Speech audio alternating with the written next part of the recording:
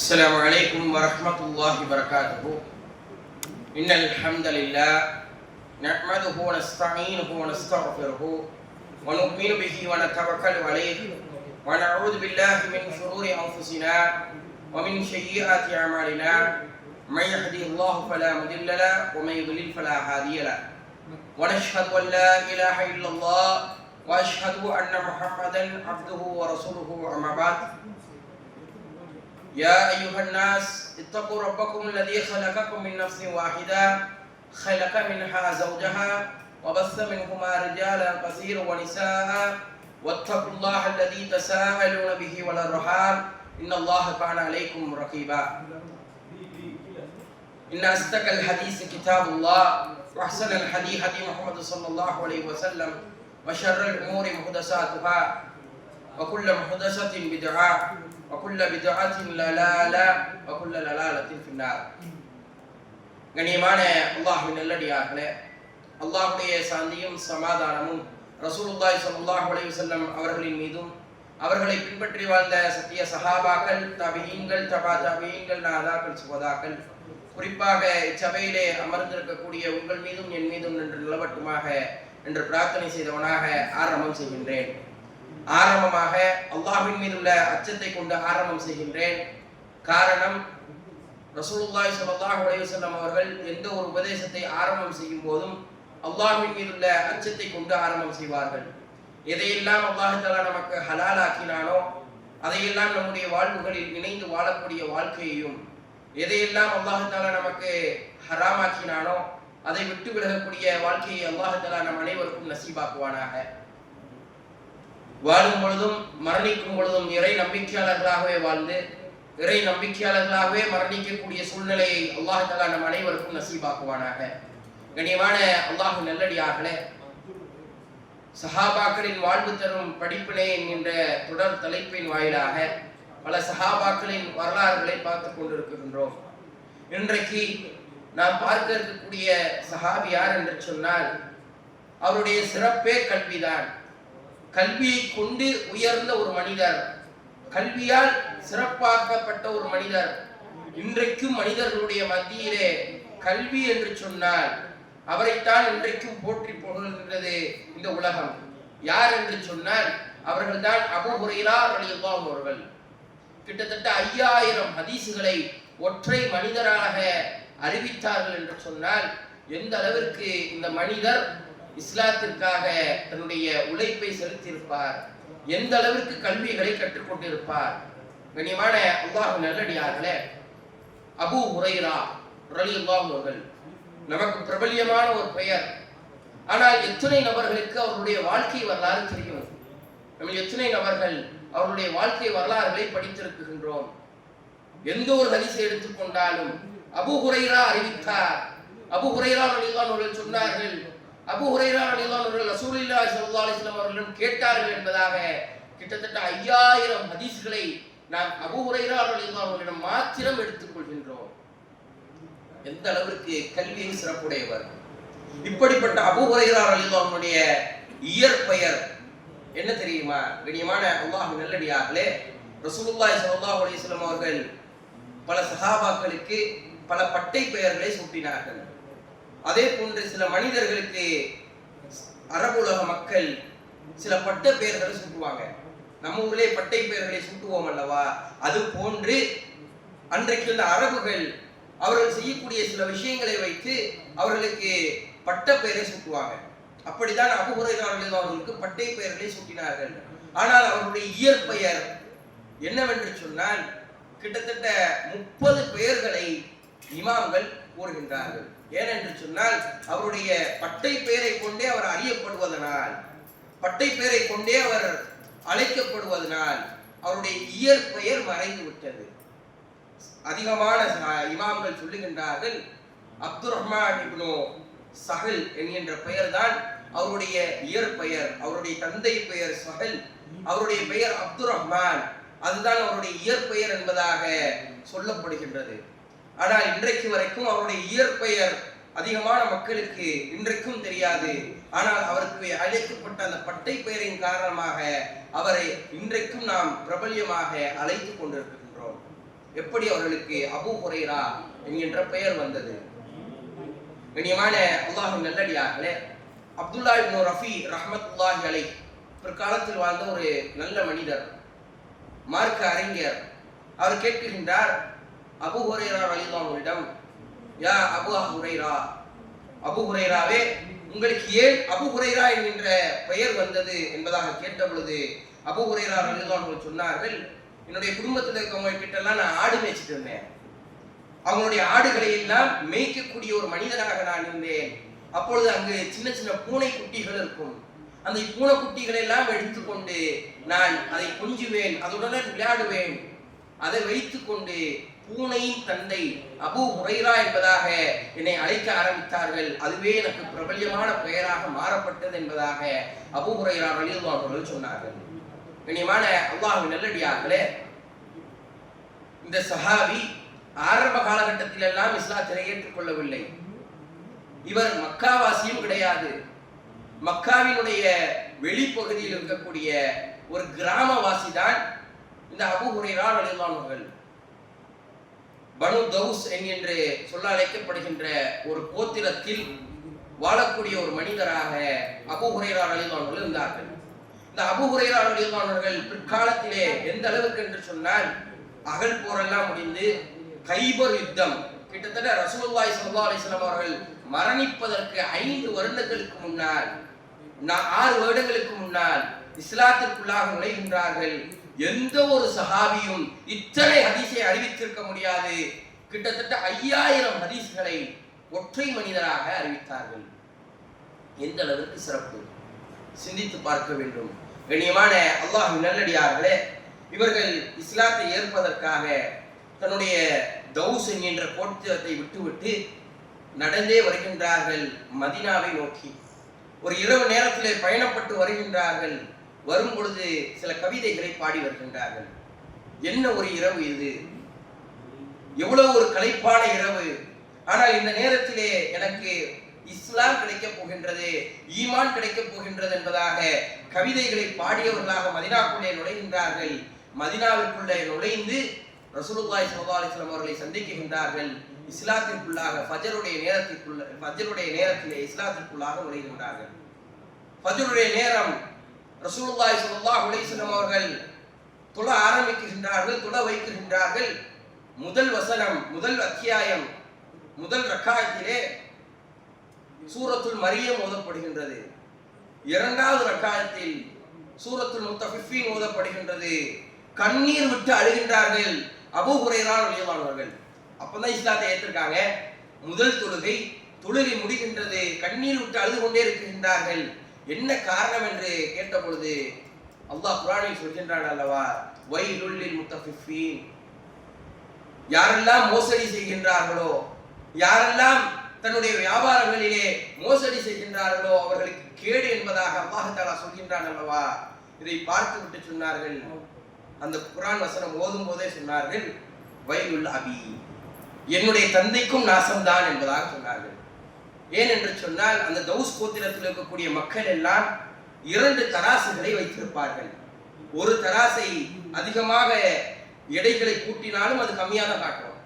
ஒரு தராசில் கம்மியா ஒரு பொருளை போட்டாலும் அதிகமாக காட்டக்கூடிய அளவிற்கு 2 தராசுகளை வைத்திருந்தார்கள்.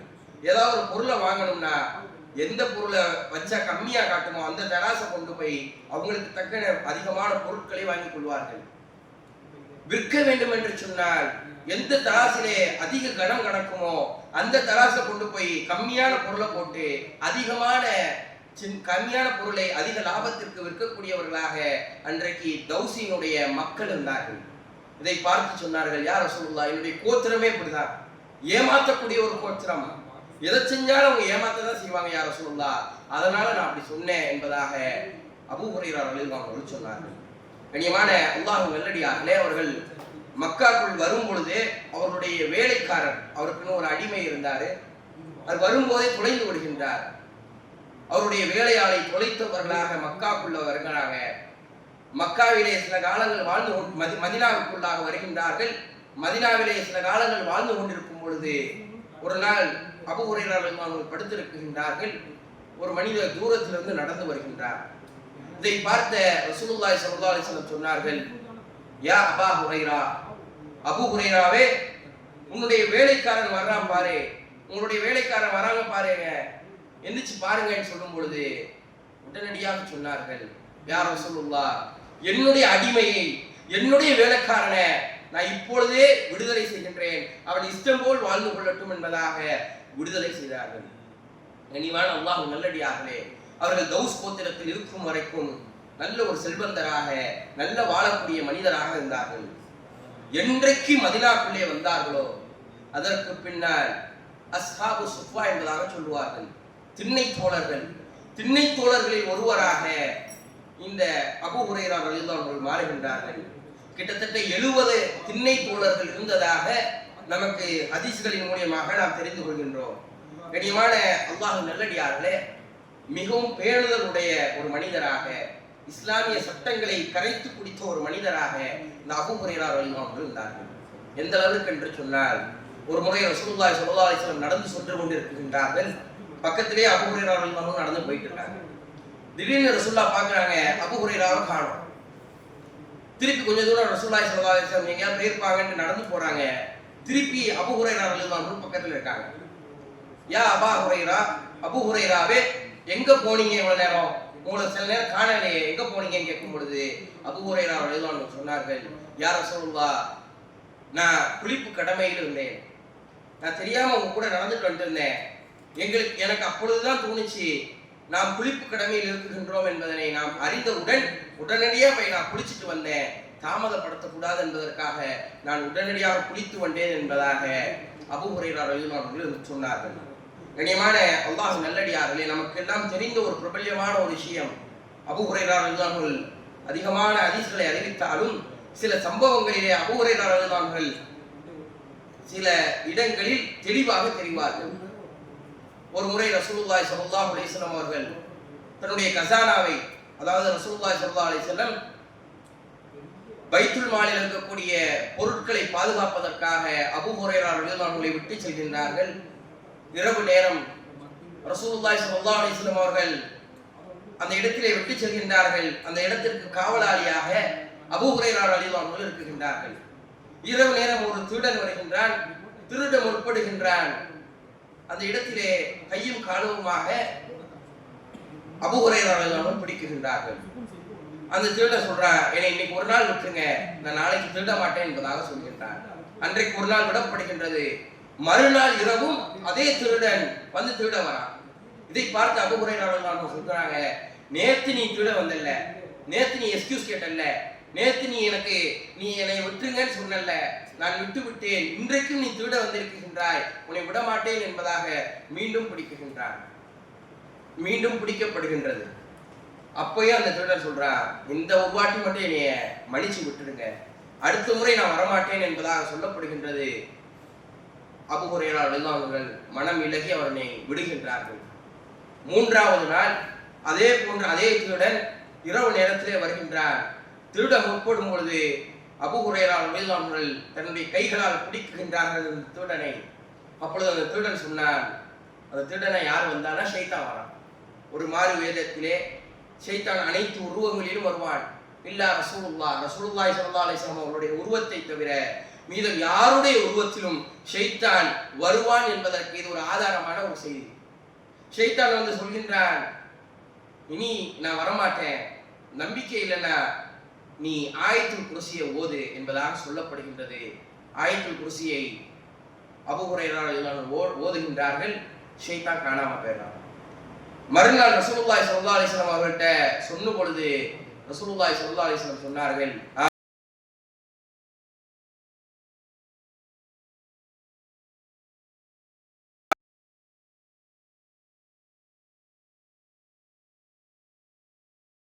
நமக்கு அருகாமையிலே வரமாட்டான் என்பதாக ரசூலுல்லாஹி ஸல்லல்லாஹு அலைஹி வஸல்லம் அவர்கள் சொன்னார்கள் என்பதாக இதே ஹதீஸை அபூ ஹுரைரா ரலியல்லாஹு அன்ஹு அறிவிக்கின்றார்கள்.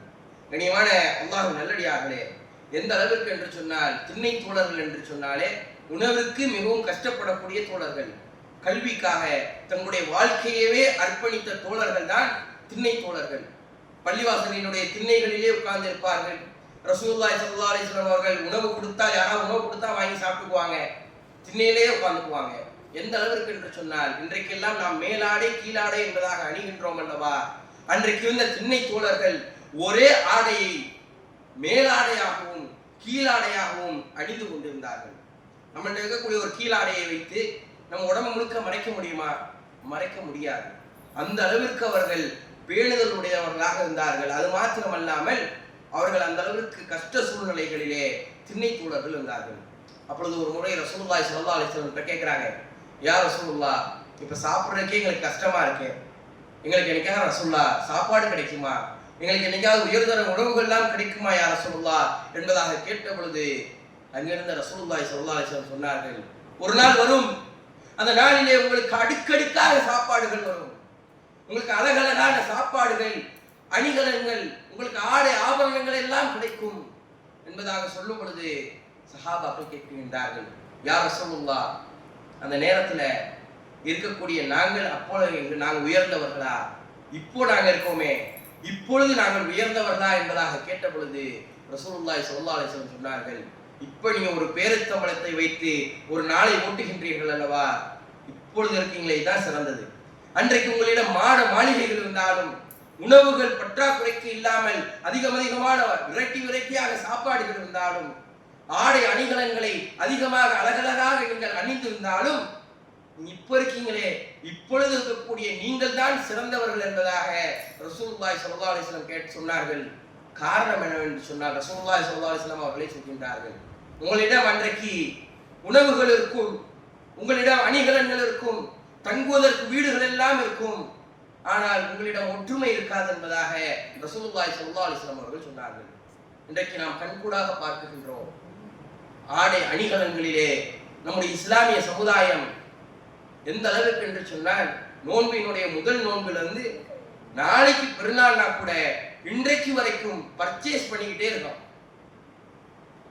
போய் அமல்ல ஈடுபடுறதுக்கு நம்ம எத்தனை நபர்கள் தயாராக இருக்கின்றோம், எத்தனை குடும்பங்கள் முதல் நோன்புல இருந்து 30ஆம் நோன்பு வரைக்கும் விளக்கு தூணில் இருக்கக்கூடிய கடைகளில் அடையக்கூடியவர்களாக இருக்கின்றோம். இன்னைக்கு ஒரு ட்ரெஸ் எடுத்துட்டு வந்து இது சரியில்லை, நாளைக்கு போய் வேற ட்ரெஸ் எடுப்போம், இந்த ட்ரெஸ்ஸும் சரியில்லை, நாளைக்கு வேறு ஒரு ஆடையை எடுப்போம் என்பதாக தெரியக்கூடிய மக்கள் தான் இன்றைக்கு அதிகம்.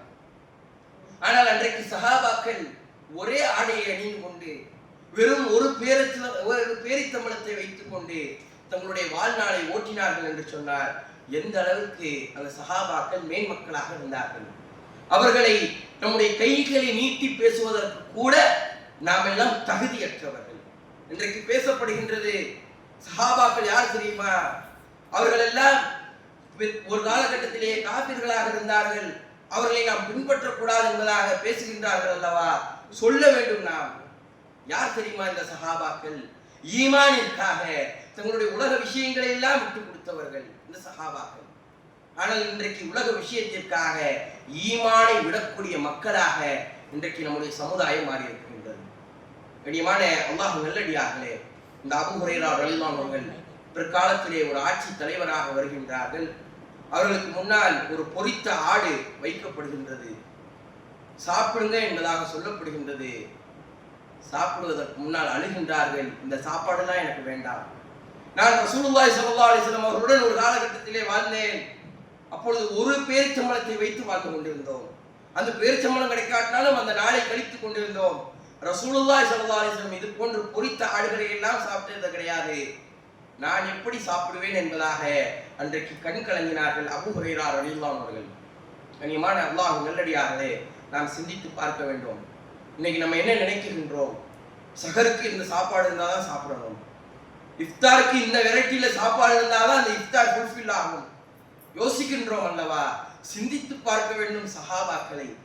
எந்த அளவிற்கு என்று சொன்னால் அபூ ஹுரைரா ரலியல்லாஹு அன்ஹு சொல்கின்றார்கள், சில நேரங்களிலே எனக்கு பசி ஏற்படும், அந்த பசியின் காரணமாக சாப்பாடே கிடைக்காது, என்னுடைய வயிற்றை நான் என்ன தெரியுமா பண்ணுவேன், என்னுடைய பள்ளிவாசலினுடைய தரைகளில் என்னுடைய வயிற்றை நைத்துக் கொள்வேன், அதன் மூலியமாக என்னுடைய பசியை அப்படியே கட்டுப்படுத்தி கொண்டே இருப்பேன்.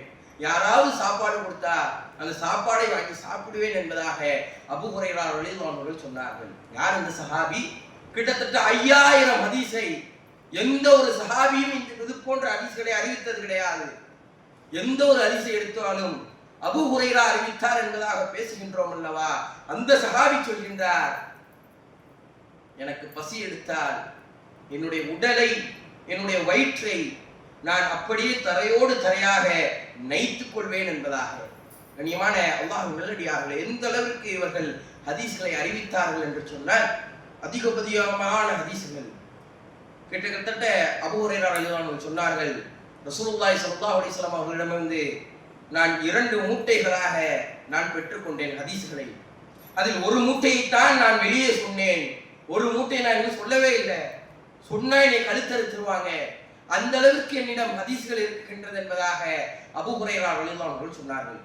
அப்படின்னா நம்ம நினைக்கலாம், அப்படின்னா ஒரு சில ஹதீஸ்கள் அப்படி மறைஞ்சு போயிருச்சா என்பதாக நினைக்கலாம். அப்படி அல்ல. அன்றைக்கு ரசூலுல்லாஹி ஸல்லல்லாஹு அலைஹி வஸல்லம் சில நபர்களை காட்டி சொன்னார்கள், இவர்கள் எல்லாம் சொர்க்கவாசிகள், இவர்கள் எல்லாம் முனாஃபிக்குகள், இவர்கள் எல்லாம் துரோகிகள், இவர்கள் எல்லாம் நம்முடைய எதிரிகள் என்பதாக முஸ்லிம்களுக்குள்ளாகவே ஊடுருவி வாழ்ந்த சில மனிதர்களை பார்த்து ரசூலுல்லாஹி ஸல்லல்லாஹு அலைஹி வஸல்லம் அவர்கள் அபூ ஹுரைரா ரலியல்லாஹு அன்ஹுவிடம் அதிகமாக சொல்லி வைத்திருந்தார்கள். அதை பார்த்து அபூ ஹுரைரா ரலியல்லாஹு அன்ஹு சொன்னார்கள், நான் அதை மட்டும் வெளியே சொன்னா மக்கள் எல்லாம் என்னை கொன்றுவாங்க, அதனால நான் அதை சொல்லாமல் இருக்கின்றேன் என்பதாக சொன்னார்கள். பிறகு சொன்னார்கள், நான் ஏன் தெரியுமா இவ்வளவு அதிகமான ஹதீஸ்களை அறிவிக்கின்றேன்? நான் ஒரு ஹதீஸை கூட அறிவிச்சிருக்க மாட்டேன். ஒரு ஹதீஸை கூட நான் உலகத்தில் மக்களுக்கு மத்தியில அறிவித்திருக்க மாட்டேன். என்னை ஒரு குர்ஆன் ஆயத்து மாற்றியது. என்ன ஆயத்து தெரியுமா? இன்னல்லதீன யக்துமூன மா அன்ஸல்னா மினல் பையினாத்தி வல் ஹுதா. யார் நேர்வழியையும் தெளிவான அத்தாட்சிகளையும் மறைக்கின்றாரோ அவரை அல்லாஹ் தஆலாவும் சபிக்குகின்றான், சபிக்கக்கூடியவர்களும் சபிக்குகின்றார்கள் என்கின்ற வசனம் எனக்கு தெரிந்தது. அதற்கு பின்னால் நான் நினைத்தேன், இந்த ஹதீஸ்கள் எல்லாம் ரசூலுல்லாஹி ஸல்லல்லாஹு அலைஹி வஸல்லம் நமக்கு சொன்னார்கள், இதையெல்லாம் நாம் மறைத்தோம் என்று சொன்னால் அல்லாஹ் நம்மை சபிப்பான் என்கின்ற ஒரே காரணத்திற்காக இத்தனை ஹதீஸ்களை அறிவித்தேன் என்பதாக.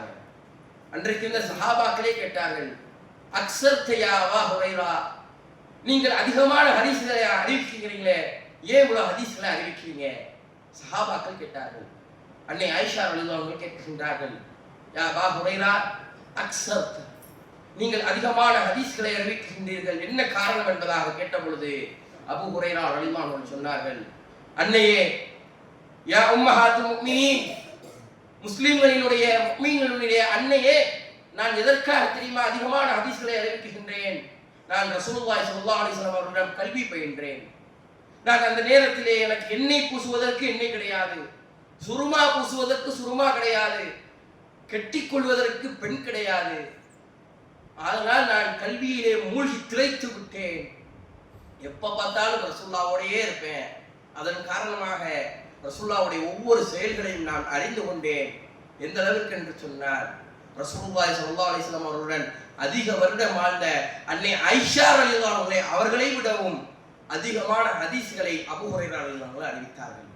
கிட்டத்தட்ட 3000 ஹதீஸ்களை அன்னை ஆயிஷா ரலியல்லாஹு அன்ஹா அறிவித்தார்கள் என்று சொன்னால் கிட்டத்தட்ட 5000க்கும் மேற்பட்ட ஹதீஸ்களை ஒற்றை மனிதராக அபூ ஹுரைரா ரலியல்லாஹு அன்ஹு அறிவித்தார்கள். கண்ணியமான அல்லாஹ்வின் நல்லடியார்களே, இதே போன்று பல சஹாபாக்கள் கேட்டுக்கொண்டே இருக்காங்க, அக்ஸர் யா அபூ ஹுரைரா, நீ அதிகமான ஹதீஸை சொல்லிக்கிட்டே இருக்கீங்களே, என்ன காரணம் என்பதாக கேட்ட பொழுது ஒரே ஒரு பதிலடியை சொன்னார்கள் அபூ ஹுரைரா ரலியல்லாஹு அன்ஹு அவர்கள். என்ன தெரியுமா? அபூ ஹுரைரா ரலியல்லாஹு அன்ஹு சொன்னார்கள், ஒரு மனிதனை நான் கூப்பிட்டேன், கூப்பிட்டு விட்டு நேற்று இரவிலே ரசூலுல்லாஹி ஸல்லல்லாஹு அலைஹி வஸல்லம் அவர்கள் இஷாவிலே முதல் ரக்காத்திலே என்ன சூராவை தொழு வச்சாங்க, இரண்டாவது ரக்காத்திலே என்ன சூராவை தொழு வச்சாங்க என்பதாக கேட்டேன். அந்த மனிதர் சொன்னார், தொழு வச்சாங்க, என்ன தொழு வச்சாங்கன்னு தெரியல. நேற்று இஷால நம்ம பள்ளியில என்ன தொழு வச்சாங்க நமக்கும் தெரியாது. அப்படிதான் காலங்களை நம்ம நடத்திட்டு இருக்கோம். மகரிப்ல என்ன தொழு வச்சாங்க தெரியாது. அப்படிப்பட்ட ஒரு காலகட்டத்தில் தான் நாம் இன்றைக்கு சுழன்று கொண்டு இருக்கின்றோம். அன்றைக்கு இந்த மனிதர்களும் அதை தான் சொன்னார்கள், ரசூலுல்லாஹ் என்ன தொழு வச்சாங்கன்னு தெரியாது, ஆனா நாங்களும் பின்னாடி தான் நின்று வந்தோம் என்பதாக சொன்ன பொழுது அபூ ஹுரைரா ரலியல்லாஹு அன்ஹு சொன்னார்கள், நேற்று இரவு இந்த சூறாக்களை முதல் ரக்காத்திலே ரசூலுல்லாஹி ஸல்லல்லாஹு அலைஹி வஸல்லம் தொழுவ வைத்தார்கள். இரண்டாவது ரக்காத்திலே இதை தொழுவ வச்சாங்க. முந்தானத்து இந்த சூறாவை இந்த தொழுகையில தொழுவ வைத்தார்கள் என்பதாக அடுக்குகின்றார்கள் அபூ ஹுரைரா ரலியல்லாஹு அன்ஹு அவர்கள். எந்த அளவுக்கு மனன சக்தியை அல்லாஹ் தஆலா கொடுத்து வைத்திருந்தார். நம்ம இப்ப பேசிட்டு நகரக்கூடிய விஷயங்களை கூட ஒரு இரண்டு சகோதரர்கள், இரண்டு நண்பர்கள் பேசிட்டு நகண்டா கூட என்ன பேசணும் என்பதை கூட மறக்கக்கூடிய ஒரு காலகட்டத்திலே இருந்து கொண்டிருக்கின்றோம். ஆனா என்னைக்கோ ரசூலுல்லாஹி ஸல்லல்லாஹு அலைஹி வஸல்லம் தொழுவ வைத்த ஒரு விஷயத்தை சொன்னார்கள் என்று சொன்னால் எந்த அளவுக்கு அல்லாஹ் தஆலா மனன சக்தியை தந்திருப்பான். கண்ணியமான அல்லாஹ்வின் நல்லடியார்களே, ஒரு முறை அபூ ஹுரைரா ரலியல்லாஹு அன்ஹு அவர்கள் மிக கடுமையான பசி, எந்த அளவுக்கு என்று சொன்னால் பள்ளிவாசலினுடைய திண்ணையில் உட்கார்ந்துருக்காங்க, கடுமையான பசி, பள்ளியை விட்டு வெளியே வருகின்றார்கள். பள்ளிவாசலினுடைய வாசலில் உட்கார்ந்து இருக்கிறாங்க. அந்த நேரத்திலே அபூபக்கர் சித்தீக் ரலியல்லாஹு அன்ஹு வருகின்றார்கள். அந்த நேரத்திலே அபூ ஹுரைரா ரலியல்லாஹு அன்ஹு கூறுகின்றார்கள், அக்ரஅனி, அதாவது அக்ரஅனி என்று சொன்னால் எனக்கு வாசிச்சு காட்டுங்கன்னு அர்த்தம். அக்ரஅனி என்பதாக சொன்னால் எனக்கு உணவு கொடுங்க என்பதாக அர்த்தம். ரெண்டுக்கும் மிட்டா சொல்றாங்க. அக்ரஅனி, எனக்கு நீங்க சாப்பாடு கொடுங்கன்னு அதை நம்ம என்ன பண்ணிக்கலாம், எடுத்துக்கொள்ளலாம். அல்லது வாசித்து கொடுங்கள், குர்ஆனை எனக்கு வாசித்து கொடுங்கள் என்பதாகவும் எடுத்துக்கொள்ளலாம். இதை கேட்ட அபூபக்கர் சித்திக் ரலியல்லாஹு அன்ஹு அவர்களுக்கு குர்ஆனை வாசிக்க போறாங்க. சில குர்ஆனினுடைய ஆயத்துக்களை அவர்களுக்கு முன்னால் ஓதி காட்டுகின்றார்கள். ஓதி காட்டி விட்டு அபூபக்கர் சித்திக் ரலியல்லாஹு அன்ஹு நகர்ந்து போயிடுறாங்க. ரொம்ப கடுமையான பசி. கொஞ்ச நேரம் அப்படியே வெளியே போறாங்க. அபூ ஹுரைரா ரலியல்லாஹு அன்ஹு செல்லும் வழியிலே உமர் இப்னு கத்தாப் ரலியல்லாஹு அன்ஹு இருக்கிறார்கள். அவங்கள்ட்ட போய் சொல்றாங்க, அக்ரஅனி, எனக்கு உணவு கொடுங்கன்னு நம்ம எடுத்துக்கலாம், இல்லை எனக்கு குர்ஆன் வாசி கொடுங்கன்னு நம்ம எடுத்துக்கலாம். அந்த நேரத்திலே சொன்னவுடன் உமர் இப்னு கத்தாப் ரலியல்லாஹு அன்ஹு அவருடைய வீட்டிற்கு அழைத்து செல்கின்றார்கள். வீட்டில் உட்கார வச்சு குர்ஆனை வாசி கொடுக்குறாங்க. வாசிச்சு கொடுத்தா அபூ ஹுரைரா ரலியல்லாஹு அன்ஹு சொல்றாங்க, உமர் இப்னு கத்தாப் ரலியல்லாஹு அன்ஹு எனக்கு முன்னால் குர்ஆனை வாசித்தார்கள் அல்லவா, அந்த ஆயத்துக்களை உமரை விடவும் அந்த ஆயத்தில் எனக்கு அதிகமான விளக்கங்கள் தெரியும். பசி, கடுமையான பசி, என்ன செய்வது என்பதாக தெரியவில்லை. உமர் இப்னு கத்தாப் அவருடைய வீட்டை விட்டு வெளியே வருகின்றார்கள். பாதையிலே நடந்து போகும்போது மயக்கம் போட்டு அப்படி விழுந்தாங்க. மயக்கம் போட்டு ரோட்ல அப்படியே விழுந்து கிடக்குறாங்க. ரசூலுல்லாஹ் ஒரு மனிதர் எழுப்புகின்றார்.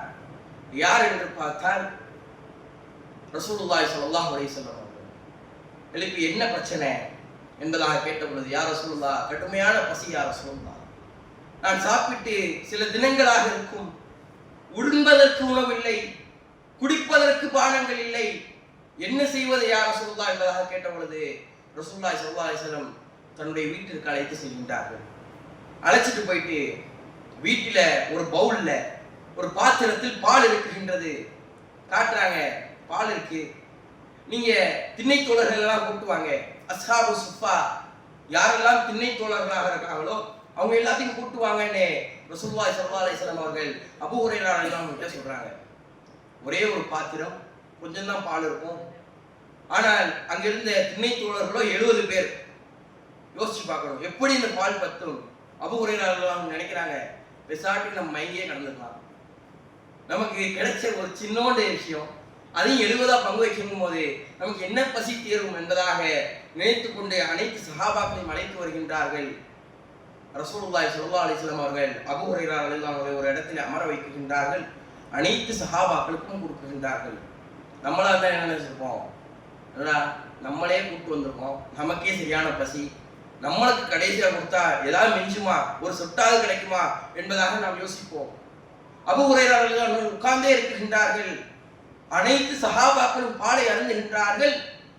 இறுதியாக அபூ ஹுரைரா ரலியல்லாஹு அன்ஹுவிடம் கொடுக்கப்படுகின்றது. ரசூலுல்லாஹி ஸல்லல்லாஹு அலைஹி வஸல்லம் சொன்னார்கள், அஷ்ரிப், குடிங்கன்னு சொல்றாங்க. குடிக்கப்படுகின்றது. போதும் யா ரசூலுல்லாஹ் கொடுக்குறாங்க, குடிங்க. கொடுக்கப்படுகின்றது. திருப்பி திருப்பி குடிச்சுக்கிட்டே இருக்காங்க. ஒரு கட்டத்திற்கு மேல ரசூலுல்லாஹ் சொல்றாங்க, குடிங்க குடிங்கன்னு சொல்லிக்கிட்டே இருக்காங்க.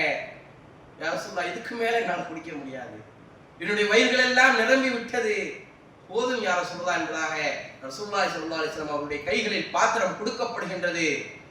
ரசூலுல்லாஹி ஸல்லல்லாஹு அலைஹி வஸல்லம் அவர்கள் பிஸ்மில்லாஹ் சொல்லியவர்களாக, அல்ஹம்துலில்லாஹ் சொல்லியவர்களாக குடித்து அந்த பாத்திரத்தில் இருக்கக்கூடிய பாலை முடிக்குகின்றார்கள். இனிமான அல்லாஹ் நல்லடியார்களே, இன்றைக்கு நம்மிடம் பணங்கள் இருக்கலாம், பொருளாதாரத்திலே இஸ்லாமிய சமுதாயம் திளைத்திருக்கலாம். ஆனால் அன்றைக்கு இருந்தது ஒரு சமுதாயம், இஸ்லாத்திற்காக பாடுபட்டுக் கொண்டிருந்த ஒரு சமுதாயம். நாங்கள் இஸ்லாத்திற்காக எதை நாம் இழக்க தயாராக இருக்கின்றோம். ஆனால் அன்றைக்கு இருந்த சமுதாயம் அனைத்தையும் இழக்க தயாராக இருந்தார்கள். அவர்களிடம் பரக்கத் இருந்தது. அல்லாஹ் தஆலா ஒரு பரக்கத்தை கொடுத்து வைத்திருந்தான், ஒரு அபிவிருத்தியை கொடுத்து வைத்திருந்தான். இன்றைக்கு நாம் பேரளவிலே இஸ்லாமியர்களாக இருக்கின்றோம், பெயர் தாங்கிகளாக இருக்கின்றோம். நம்மிடம் இன்றைக்கு பரக்கத் இருக்கின்றதா? சிந்தித்து பார்க்க வேண்டும். கண்ணியமான அல்லாஹ் நல்லடியார்களே, இறுதியாக ஒரு செய்தி. அபூ ஹுரைரா ரலியல்லாஹு அன்ஹு உலகத்தில் யாரெல்லாம் அவருடைய பெயர்களை கேட்கின்றார்களோ அவர்கள் எல்லாம் அபூ ஹுரைராவை நேசிப்பார்கள் என்பதாக ரசூலுல்லாஹி ஸல்லல்லாஹு அலைஹி வஸல்லம் அவர்கள் சொன்னார்கள். காரணம் என்ன தெரியுமா? ஒவ்வொரு நாளும் ரசூலுல்லாஹி ஸல்லல்லாஹு அலைஹி வஸல்லம் அவர்கள் ஒரு பேரிச்சம்பழத்தை அங்க இருக்கக்கூடிய அஸ்ஹாபு சுஃபா திண்ணை தோழர்களுக்கு கொடுத்துக்கிட்டே வந்தாங்க. 70 நபர்கள் இருந்தார்கள் என்று சொன்னால் 70 நபர்களுக்கும் ஒவ்வொரு பேரிச்சம்பழங்கள். அந்த பேரிச்சம்பழத்தை வச்சுதான் அவங்களுடைய நாளையே அவங்க நகர்த்த வேண்டும். இன்றைக்கு நம்ம காலை உணவு, மதிய உணவு, அடுத்த ஸ்நாக்ஸ், அதுக்கப்புறம் இரவு உணவுகளை சாப்பிடுகின்றோம் அல்லவா? அது போன்று இல்லாமல் ஒரு பேரிச்சம்பழம் அதை வைத்துக் கொண்டு நாட்களை கடத்த வேண்டும். அந்த நேரத்திலே அபூ ஹுரைரா ரலியல்லாஹு அன்ஹுவுக்கு யாரெல்லாம் அதிக பசியிலே இருக்குகின்றார்களோ அவர்களுக்கெல்லாம் ரசூலுல்லாஹி ஸல்லல்லாஹு அலைஹி வஸல்லம் 2 பேரிச்சம்பழத்தை கொடுப்பாங்க. அபூ ஹுரைரா ரலியல்லாஹு அன்ஹு சொல்கின்றார்கள், யா ரசூலுல்லாஹ், எனக்கு கடுமையான பசி, எனக்கு 2 பேரிச்சம்பழம் தாங்களே என்பதாக கொடுக்கப்படுகின்றது. அபூ ஹுரைரா ரலியல்லாஹு அன்ஹு 2வது பேரிச்சம்பழத்தை எடுக்கிறாங்க, சாப்பிடாமல் தன்னுடைய பாக்கெட்டுக்குள்ள போட்டு வைக்கிறாங்க, தன்னுடைய இருக்கக்கூடிய ஆடையில் மறைத்து வைக்கின்றார்கள். இதை பார்த்த ரசூலுல்லாஹி ஸல்லல்லாஹு அலைஹி வஸல்லம் கேட்டார்கள், யா அபூ ஹுரைரா, என்ன காரணம்? எதற்காக நீங்கள் உங்களுக்கு கொடுக்கப்பட்ட பழத்தை சாப்பிடாம இருக்கீங்க என்பதாக சொன்ன பொழுது அபூ ஹுரைரா ரலியல்லாஹு அன்ஹு சொன்னார்கள், யா ரசூலுல்லாஹ், எனக்கு ஒரு தாய் இருக்கின்றாள், அவ குஃப்ருல இருக்கா, இஸ்லாத்திற்கு மாறு செய்து கொண்டிருக்கின்றாள். ஆனால் அவளுக்கு நான் உணவு கொடுக்க வேண்டும் அல்லவா, அதனால் இந்த பழத்தை கொண்டு போறேன் என்பதாக சொன்ன பொழுது ரசூலுல்லாஹி ஸல்லல்லாஹு அலைஹி வஸல்லம் அவர்கள் கூட 2 பேரிச்சம்பழத்தை கொடுத்து அனுப்புறாங்க. கொண்டு போய் கொடுத்தால் அந்த தாய் எப்படிப்பட்டவர்களாக இருக்கின்றார்கள் என்று சொன்னால், எப்பொழுதும் ரசூலுல்லாஹி ஸல்லல்லாஹு அலைஹி வஸல்லம் அவர்களை ஏசக்கூடியவர்களாக, திட்டக்கூடியவர்களாக இருக்கின்றார்கள். இதை ரசூலுல்லாஹி ஸல்லல்லாஹு அலைஹி வஸல்லம் ஓடி வந்து அழுது சொல்றாங்க, யா ரசூலுல்லாஹ், என் அம்மா உங்களை திட்டாங்க, யா ரசூலுல்லாஹ், மன்னிச்சுக்கங்க, தெரியாம திட்டாங்க யா ரசூலுல்லாஹ் என்பதாக சொன்ன பொழுது அபூ ஹுரைரா சொல்றாங்க, யா ரசூலுல்லாஹ், என் தாய்க்காக நீங்க துஆ செய்யுங்க, என் தாய் இஸ்லாத்திற்கு வர வேண்டும் என்பதாக நீங்கள் துஆ செய்யுங்கள் என்பதாக சொல்லப்படுகின்றது. ரசூலுல்லாஹி ஸல்லல்லாஹு அலைஹி வஸல்லம் துஆ செய்கின்றார்கள். வீட்டுக்கு போறாங்க அபூ ஹுரைரா ரலியல்லாஹு அன்ஹு, கதவுகளை தட்டுகின்றார்கள், கதவுகள் திறக்கப்படவில்லை. திரும்ப திரும்ப தட்டுறாங்க, திரும்ப திரும்ப தட்டும் பொழுது உள்ளிருந்து அவனுடைய தாயினுடைய குரல் கேட்கின்றது, மகனே கொஞ்சம் பொறுமையா இருங்க, வரேன் என்பதாக சொல்லப்படுகின்றது. கதவுகள் திறக்கப்படுகின்றது. நம்மளாம் குளிச்சுட்டு வந்தோம்னா நம்முடைய உடல்களில் முத்து முத்தா தண்ணீர் இருக்கும் பொழுது எப்படி இருக்கும், அது போன்று அந்த அபூ ஹுரைரா அவர்களுடைய தாயினுடைய தோள்களில், அவருடைய உடல்களில் முத்து முத்தாக தண்ணீர்கள் இருக்குகின்றது. என்ன தாய், இந்த நேரத்தில் குளிக்கிறீங்க, என்னமா ஆச்சு என்பதாக கேட்ட பொழுது அந்த தாய் சொன்னார்கள், நான் இஸ்லாத்தை ஏற்றுக்கொண்டேன், அஷ்ஹது அல்லா இலாஹ இல்லல்லாஹ் வ அன்னக முஹம்மது ரசூலுல்லாஹ் என்பதாக சொன்னார்கள். உடனே ரசூலுல்லாஹி ஸல்லல்லாஹு அலைஹி வஸல்லம் போய் சொல்றாங்க, ரசூலுல்லாஹ் சொன்னாங்க, ரசூலுல்லாஹ்ட்ட போய் சொல்றாங்க, யா ரசூலுல்லாஹ், என்னுடைய தாய் இஸ்லாத்திற்குள்ளாக நுழைந்து விட்டார்கள். ரசூலுல்லாஹ் ரொம்ப சந்தோஷப்படுறாங்க. அபூ ஹுரைரா ரலியல்லாஹு அன்ஹு சொன்னார்கள், யா ரசூலுல்லாஹ், இந்த உலகம் முடியும் வரைக்கும் யாரெல்லாம் என்னை பற்றி கேள்விப்படுகின்றார்களோ, யாரெல்லாம் என்னுடைய பெயரை உச்சரிக்கின்றார்களோ அவர்கள் எல்லாம் என்னை நேசிக்க வேண்டும், என்னுடைய தாயையும் நேசிக்க வேண்டும், என்னையும் நேசிக்க வேண்டும் என்பதாக சொன்னார்கள். இன்றைக்கும் சரி, முஸ்லிம்களாக இருக்கட்டும், காஃபிர்களாக இருக்கட்டும், யூத நசராணிகளாக இருக்கட்டும், யாரெல்லாம் அபூ ஹுரைராவினுடைய பெயர்களை கேட்கின்றார்களோ இன்றைக்கும் அவர்களின் மேல் ஒரு அலாதி பிரியம் இன்றைக்கும் மக்களுக்கு மத்தியிலே இருக்கின்றது. ஒரு ஹதீஸை வாசிக்க ஆரம்பிச்சனாலே, கால அபூ ஹுரைரா கால அபா ஹுரைரா, என்பதாக அவர்களுடைய பெயரில் தான் இன்றைக்கு ஆரம்பமாகப்படுகின்றது. கண்ணியமான அல்லாஹ் நல்லடியார்களே, இந்த சஹாபி பெரு ஆட்சி தலைவராக இருந்தார்கள். பிற்காலத்திற்கு பின்னால் அந்த ஆட்சியை எல்லாம் விட்டு உதறுகின்றார்கள். முதல்ல அவங்களுக்கு ஆட்சி கொடுக்கப்படுகின்றது. அந்த நேரத்திலே உமர் இப்னு கத்தாப் அவங்களை கூப்பிட்டு சொல்றாங்க, உங்களுக்கு ஆட்சி தரல, ஏன் உங்களால் அந்த ஆட்சியை நீங்க ஏன் வாங்க மாட்டீங்க, அந்த பொறுப்பை ஏன் வாங்க மாட்டீங்க என்பதாக கேட்ட பொழுது அங்கிருந்த அபூ ஹுரைரா அவர்கள் தடுக்குகின்றார்கள். இல்லையா உமர், யா அமீருல் முஃமினீன், நான் எனக்கு ஆட்சி மேலதான் ஆசை கிடையாது. சொல்லப்படுகின்றது உமர் இப்னு கத்தாப் அவர்கள் சொல்கின்றார்கள், யூசுப் அலைஹிஸ்ஸலாம் அவர்களுக்கு ஆட்சி கொடுக்கப்பட்டது அல்லவா, அதை அவர்கள் அழகாக ஏற்றுக்கொண்டார்கள், நீங்கள் ஏன் ஏற்றுக்க மாட்டீங்க என்பதாக சொன்ன பொழுது அபூ ஹுரைரா அவர்கள் சொன்னார்கள், யூசுஃபினுடைய தந்தை யார் தெரியுமா, அவர்கள் யாக்கூப் அலைஹிஸ்ஸலாம், ஒரு நபியினுடைய மகன், அவர்களுக்கு அந்த விஷயங்கள் எல்லாம் ஆகுமானது. அவரும் ஒரு நபி. ஆனால் இந்த அபூ ஹுரைரா யார் தெரியுமா, ஒரு காஃபிரினுடைய மகன். நான் தான் இஸ்லாத்தை ஏற்றுக்கொண்டிருக்கின்றேன், என்னுடைய தந்தை இஸ்லாத்தை ஏற்றுக்கொள்ளவில்லை, ஆகையினால் இந்த பொறுப்பிற்கு நான் தகுதியற்றவன் என்பதாக அந்த பொறுப்பை விலகினார்கள். இறுதி காலகட்டம், மரண படுக்கையிலே அபூ ஹுரைரா அவர்கள் இருக்கின்றார்கள். எந்த ஒரு சலசலப்பிற்குள்ளாகவும் வரவில்லை. சிஃபீன், ஜமல் போன்ற பல யுத்தங்கள் முஸ்லிம்களுக்குள்ளாகவே உண்டானது. அந்த யுத்தங்களை விட்டெல்லாம் தவிர்த்திருந்தார்கள். ஹிஜ்ரி 59 தன்னுடைய 76வது வயசுல படுக்கையிலே கிடக்குகின்றார்கள். மக்காவினுடைய ஆட்சி தலைவர் மர்வான் இப்னு ஹக்கம் வந்து நலம் விசாரிக்கிறாங்க. அல்லாஹ் உங்களுக்கு இந்த நோயை குணமாக்கணும், நீங்க பழைய மாதிரி எந்திரிச்சு வரணும் என்பதாக அவர்களுக்கு துவா செய்யப்படுகின்றது. அங்கிருந்த அபூ ஹுரைரா அவர்கள் சொன்னார்கள், யா அல்லாஹ்வே, இவர் துவா செய்கின்றாரே, இந்த துவாவை நீ கபூலாக்காதே. யா அல்லாஹ்வே, நான் உன்னை பார்க்கணும்னு ஆசைப்பட்டுட்டு இருக்கேன், எனக்கு இப்பவே மரணத்தை கொடு என்பதாக துவாக்களை கேட்டுக்கொண்டிருந்தார்கள். மர்வான் இப்னு ஹக்கம் ஆட்சியாளர் வீட்டினுடைய வாசலை எட்டுகின்றார்கள். போயிட்டு வரேன்னு சொல்லிட்டு வீட்டினுடைய வாசலை எட்டுகின்றார்கள். அபூ ஹுரைரா அவர்கள் மரணமானார்கள் என்பதாக செய்தி அவர்களுக்கு உடனடியாக கிடைக்குகின்றது. கண்ணியமான அல்லாஹ்வின் நல்லடியார்களே, இந்த சமுதாயத்தினுடைய மிகப்பெரிய கல்வியாளர், இன்றைக்கெல்லாம் கல்வியில் பின்தங்கிய சமுதாயமாக இன்றைக்கு நாம் இருந்து கொண்டிருக்கின்றோம். கல்வியில் நாட்டமில்லாத ஒரு மக்களாக இன்றைக்கு நம்முடைய சமுதாயத்தினுடைய இளைஞர்கள் மாறி இருக்கின்றார்கள். அபூ ஹுரைரா அவர்கள் மனநமிட்டார்கள். ரசூலுல்லாஹி ஸல்லல்லாஹு அலைஹி வஸல்லம் எதையெல்லாம் சொன்னார்களோ அனைத்தையும் மனநமிட்டார்கள். அது போன்று வாழ்ந்து காட்டினார்கள். அதிகமான ஹதீஸ்களை நமக்கு அறிவித்து விட்டு சென்றார்கள். கண்ணியமான அல்லாஹ்வின் நல்லடியார்களே, அது போன்ற வாழ்க்கையை உங்களுக்கும் எனக்கும் அல்லாஹ் தஆலா தந்தருடைய துஆ கேட்டவனாக என்னுடைய உரையை நிறைவு செய்கின்றேன். வஹர்தவானா அல்ஹம்துலில்லாஹி ரப்பில் ஆலமீன். அஸ்ஸலாமு அலைக்கும் வரஹ்மத்துல்லாஹி வபரகாத்துஹு.